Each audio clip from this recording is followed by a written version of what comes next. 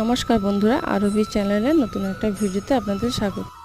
কালকে ভিডিওতে দেখেছিলাম ফুলগুলো ফুটেছে, আর কাল যখন ফুলগুলো ফুটেছিল খুব বৃষ্টি সারা রাত। ফুলগুলো আর 3-4 দিন রাখার পরে আমি ফল থেকে আলাদা করে দেব, না হলে ফলগুলো নষ্ট হয়ে যেতে পারে। এই করে আমার 5টা ফল নষ্ট হয়ে গেছে, তাই আমি আর কোনো রিস্ক নিতে চাই না।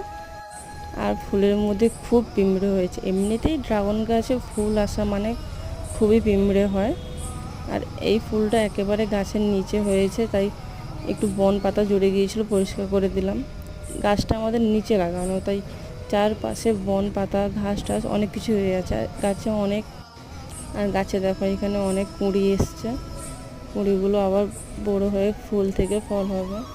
ড্রাগন গাছে রোদ বৃষ্টি যত বেশি ভালোভাবে পাবে, ফলও ঠিক সেইভাবে বেশি ভালোভাবে আসে। আমার এটা